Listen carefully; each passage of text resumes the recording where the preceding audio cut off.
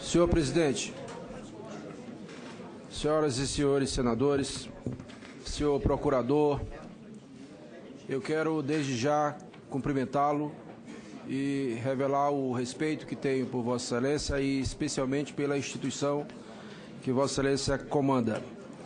Quero ser breve e lhe fazer duas perguntas bem objetivas.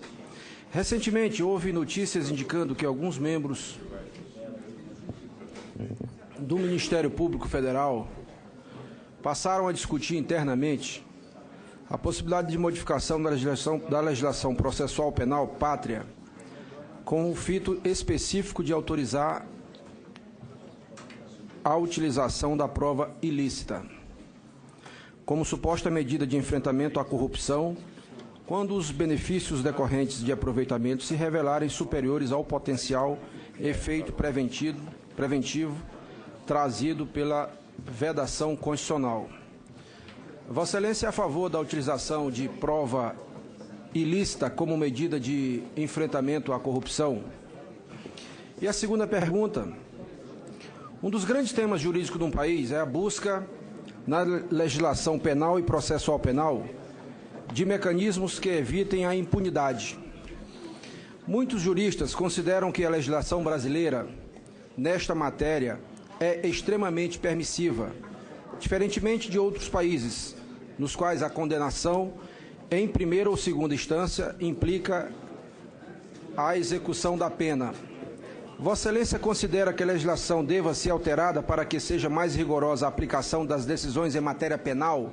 Por exemplo, a redução da maioridade penal, nos termos do projeto aprovado recentemente pela Câmara dos Deputados e que tramita agora aqui no Senado Federal. Qual a visão de Vossa Excelência? Só isso, presidente. Palavra ao procurador Janot. Senador Roberto Rocha, a questão foi mal posta a questão da dita prova ilícita, né? O que se pretende é flexibilizar nulidades em que possam gravar eventuais provas obtidas em investigação criminal. Vou dar um exemplo ao senhor. Tem uma teoria americana que é a contaminação do fruto da árvore envenenada. Então, a árvore envenenada contamina o fruto também está envenenado. Essa aforisma é trazido para o campo do direito penal. Então, toda prova de origem ilícita contamina a própria prova e ela não pode ser utilizada como prova no âmbito de um processo penal. A questão está em delimitar o que é ilícito e o que não é ilícito. Então, vou dar dois exemplos para o senhor ter ideia da complexidade do tema. Essas questões são frutos de criação jurisprudencial da jurisprudência dos Estados Unidos, lá onde nasceu essa teoria dos frutos da árvore envenenada, contaminação dos frutos da árvore envenenada. E a jurisprudência se deparou lá com algumas situações em que não se poderia ter genericamente esse entendimento da ilicitude da prova. E foram feitas, então, algumas flexibilizações, que é o que a gente propõe como projeto aqui, nessas 10 medidas, está lá a flexibilização da nulidade. Vou dar dois exemplos para o senhor da evolução aqui no direito brasileiro. Se um juiz de primeiro grau autoriza uma interceptação telefônica de um alvo que está sendo investigado. Ela tem origem lícita, que é uma ordem judicial, e começa a interceptação. Num determinado momento, alguém que não está interceptado fala com essa pessoa. Estou ouvindo direito. Isso. Melhorou. Está ouvindo? Melhorou. Melhorou agora. Num determinado momento, alguém que não é alvo da investigação fala com essa pessoa que teve a sua interceptação telefônica judicialmente determinada. E depois se descobre que essa pessoa era uma pessoa com prerrogativa de foro. Se o senhor faz a aplicação pura e simples dessa teoria da contaminação dos frutos da árvore envenenada, essa prova teria que ser descartada. Então, a jurisprudência brasileira constrói o quê? Houve um encontro fortuito de provas. A partir do momento em que se descobre que a pessoa que fala com o alvo é uma pessoa com prerrogativa de foro, você interrompe a produção da prova e encaminha para o tribunal competente para apreciar para prosseguir na investigação ou cindir, quando prossegue a investigação no que se refere à pessoa que tem prerrogativa de foro e ao outro grau de jurisdição competente prossegue na investigação. Então, isso foi uma evolução no encontro fortuito de provas. Não é caso de nulidade. Então, não se trata aqui de usar a prova ilícita, mas de reconhecer que, nesse caso, não há nulidade. E vou dar um outro exemplo para o senhor de um caso concreto.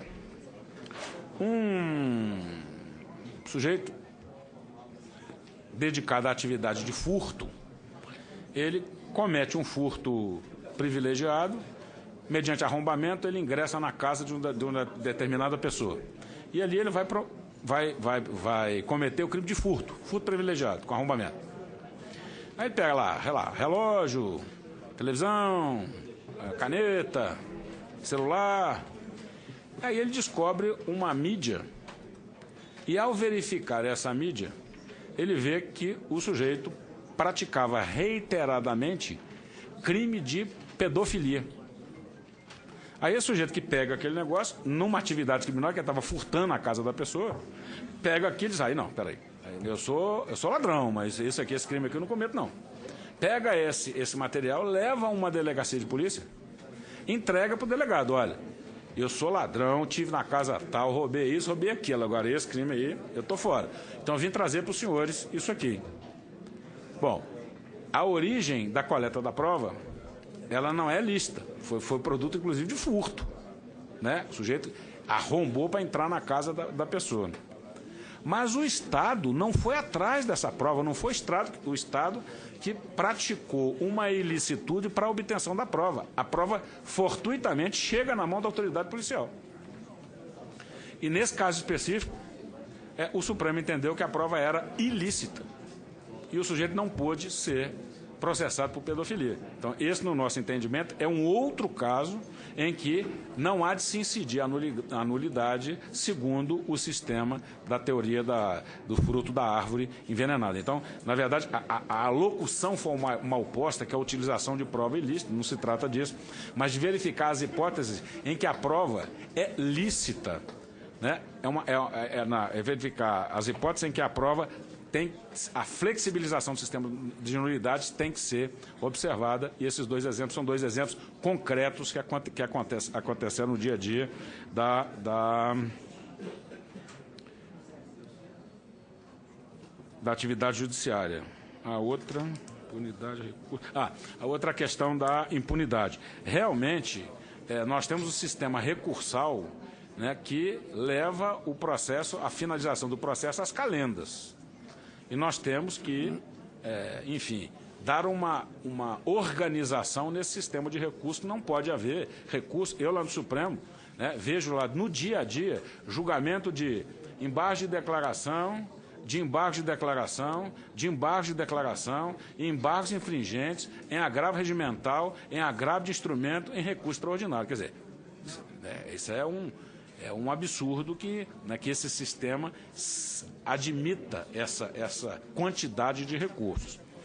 Quanto à redução da maioridade penal, eu não vou aqui me pronunciar sobre a constitucionalidade ou não, porque isso fatalmente será levado ao Supremo, eu terei que me pronunciar. Eu vou dar a minha opinião como cidadão. Eu não acho que a redução da maioridade penal leve a alguma solução. Não acho. Esse vai ser um fato isolado que não vai ter reflexo nenhum na questão da segurança pública. A segurança pública merece outros enfrentamentos. E aqui existe uma proposta do senador Aloysio Nunes e a outra, me parece que é do senador José Serra, se não me engano, que é ampliar o prazo de internação do próprio ECA. E o outro, que é você, na matéria de recurso, nessa matéria da menoridade penal, você flexibilizar que em determinados delitos o juiz da causa possa entender que aquele menor ele pode penalmente responder. Eu acho que essas duas soluções, elas se colocam para mim de maneira mais eficaz do que a simples redução da maioridade penal.